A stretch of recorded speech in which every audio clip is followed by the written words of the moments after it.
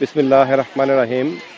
প্রিয় দেশবাসী, গতকাল এই জায়গা থেকেই আপনাদেরকে আহ্বান করেছিলাম যে নির্বাচন উপলক্ষে আপনারা কোনো ধরনের কোনো প্রকারের সহিংসতামূলক কার্যক্রমে যাবেন না। মাশাআল্লাহ, আজকে নির্বাচন শেষ হয়ে গেল, প্রায় 50% ভোট পড়েছে। এখন একটিও প্রাণহানি ঘটেনি। দু এক জায়গায় যে সামান্য বিচ্ছিন্ন ঘটনা ঘটেছে, এটা খুবই স্বাভাবিক।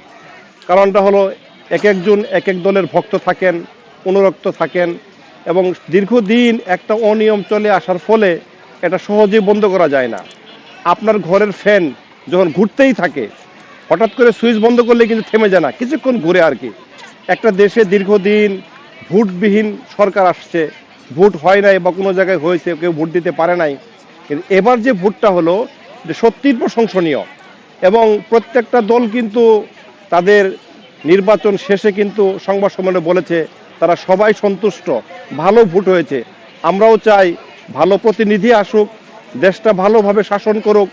আমাদের পিছে অনেক দেশ স্বাধীন হওয়ার পরও তারা আজকে অনেক ভালো তাদের অর্থনৈতিক অবস্থান।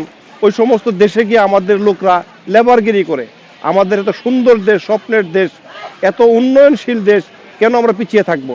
আমরা ভালো নেতৃত্ব চাই, ভালো শাসক চাই। আমরা আশা করব এই দেশটা আরও এগিয়ে যাবে। এখন আমরা যাদেরকে ভোট দিয়ে নির্বাচিত করলাম, যাদের নাম আজকে প্রচারিত হবে, প্রকাশিত হবে, তারা যেহেতু দায়িত্বটুকু আল্লাহকে হাজির নাজির জেনে ভালোভাবে পালন করে, আমরা সে প্রত্যাশা করি। আমরা সাধারণ জনগণ, আমরা ভালোভাবে বাঁচতে চাই, আমরা ভালোভাবে চলতে চাই, এই প্রত্যাশা। ধন্যবাদ সবাইকে যারা আমার ভিডিও দেখলেন, যারা আমার কথা হলো একটু অনেকেই শুনছেন এবং মেনেছেন। আমি সবাইকে আন্তরিকভাবে ধন্যবাদ জানাই। ধন্যবাদ।